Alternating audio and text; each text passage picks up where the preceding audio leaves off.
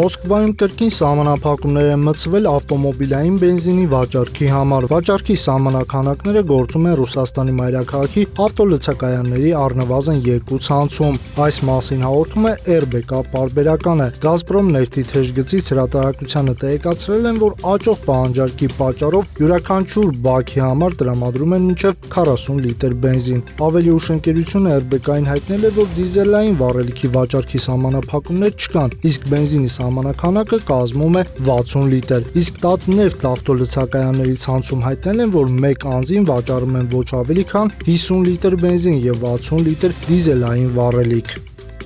Օգոստոսի 19-ի լույս 20-ի գիշերը Կիևը ենթարկվել է ռուսական զանգվածային հրթիռային հարձակման։ Reuters-ը հայտնում է առնվազն 3 զոհի եւ 20 վիրավորի մասին, ինչպես նաեւ բնակելի շենքերի, պահեստների եւ մանկական հիվանդանոցի վնասման մասին։ Միաժամանակ որոշ ուկրաինական աղբյուրներ հաղորդում են, որ հարձակման ընթացքում կիրառվել են բալիստիկ հրթիռներ եւ ցիրկոն տեսակի հրթիռներ, սակայն հենց այսօրվա հարձակման մեջ Իսկանդեր եւ ցիրկոն յուրաքանչյուր տեսակի կիրառման մասին պաշտոնական վերջնական հաստատումը դեռ պետք է տարբերակել մոնիթորինգային ալիքների նախնական տեղեկություններից։ Նախորդ օգոստոսի 11-ի հարձակման դեպքում Ուկրաինայի ռազմաօդային ուժերը պաշտոնապես նշել էին Իսկանդեր M23 բալիստիկ եւ ցիրկոն հրթիռների կիրառումը Կիևի ուղղությամբ։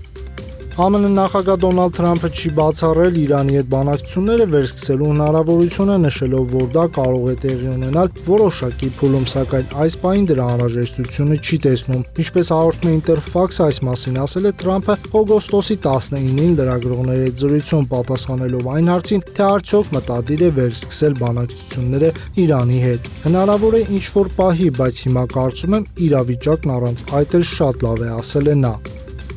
Բրազիլիայում բախվել են ավտոբուսն ու բեռնատարը, կա 23 զոհ։ Բախումը տեղի ունեցել Բրազիլիայի Պարանա նահանգում BR-373 մայրուղու վրա։ Նախնական տվյալներով բեռնատարը դուրս է եկել իր երթևեկելի գոտուց եւ ճակատային բախվել միկրոավտոբուսին, որը Իմբուտվայից հիվանդներին տեղափոխում էր Կուրիտիբայի բժշկական կենտրոններ։ Զոհերի թվում եղել են 21 մեծահասակ եւ 2 երեխա, ինչպես նաեւ բեռնատարի վարորդը։